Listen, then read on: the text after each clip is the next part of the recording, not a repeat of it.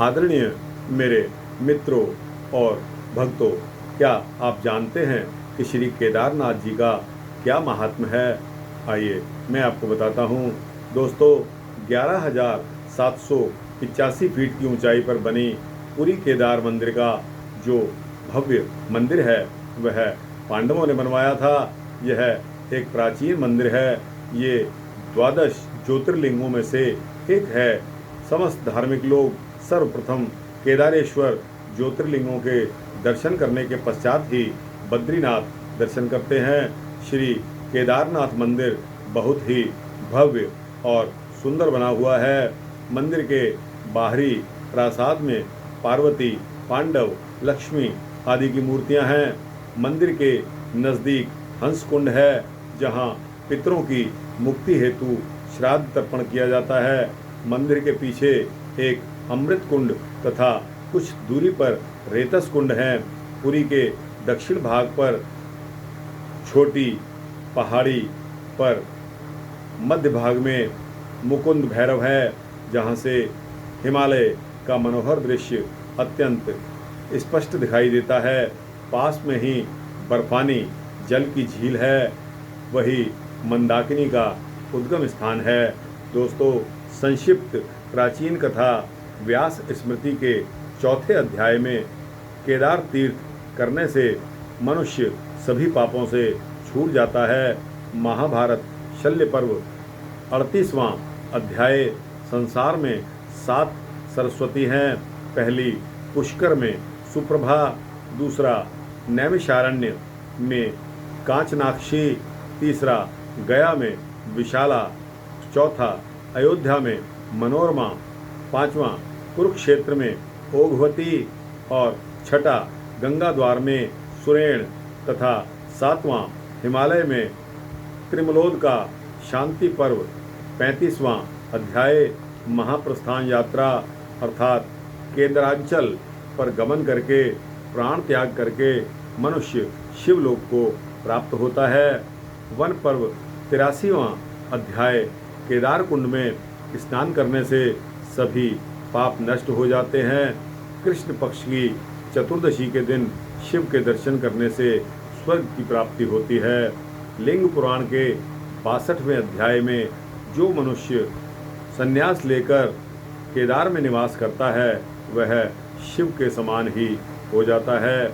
वामन पुराण के 36वें अध्याय में केदार क्षेत्र में निवास करने से तथा डीडी नामक रुद्र का पूजन करने से मनुष्य अनायास ही स्वर्ग को जाता है।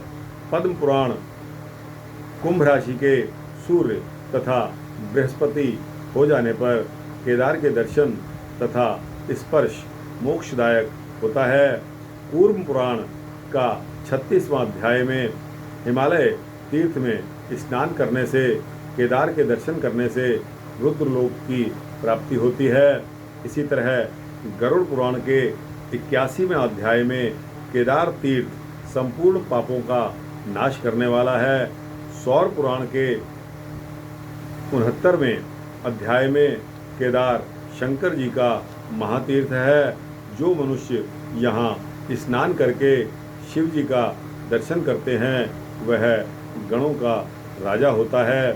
ब्रह्म वैवर्त पुराण के अनुसार केदार नामक राजा सतयुग में सप्तद्वीप का राज्य करता था। वह वृद्ध होने पर अपने पुत्र को राज्य सौंपकर वन में जाकर तपस्या करने लगा।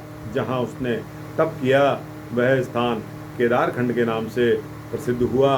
राजा केदार की पुत्री वृंदा जो कमला का अवतार थी, उसने अपना विवाह नहीं किया और घर छोड़कर तप करने चली गई। जहाँ उसने तप किया वह स्थान वृंदावन के नाम से प्रसिद्ध हुआ।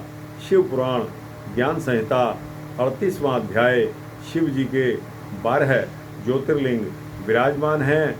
उसमें केदारेश्वर लिंग हिमालय पर्वत पर स्थित है। इसके दर्शन करने से पापी भी पापों से छूट जाते हैं। जिसने केदारेश्वर लिंग के दर्शन नहीं किए उसका जन्म निरर्थक बताया गया है।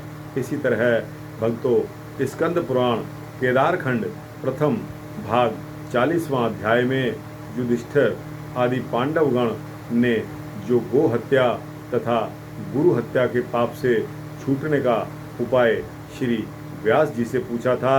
व्यास जी के कहने के अनुसार शास्त्रों में पापों का प्रायश्चित नहीं है। बिना केदारखंड के जाए यह पाप छूट नहीं सकते हैं। तुम लोग वहाँ जाओ और निवास करने से वहाँ सब प्रकार के पाप नष्ट हो जाते हैं तथा वहाँ मृत्यु होने से मनुष्य शिव रूप हो जाता है। यही महापथ है। तो दोस्तों, यह एक सूक्ष्म वृत्तांत मैंने आपके समक्ष रखा जो केदार के महात्म को दर्शाता है। दोस्तों, यह वृत्तांत आपको कैसा लगा? अच्छा लगा हो तो दोस्तों इसको लाइक और शेयर करके अपने दोस्तों, मित्रों, भक्तों को अवश्य भेजिए और इस चैनल को सब्सक्राइब करने पर इसी तरह के भक्ति वृत्तांत पाते रहिए।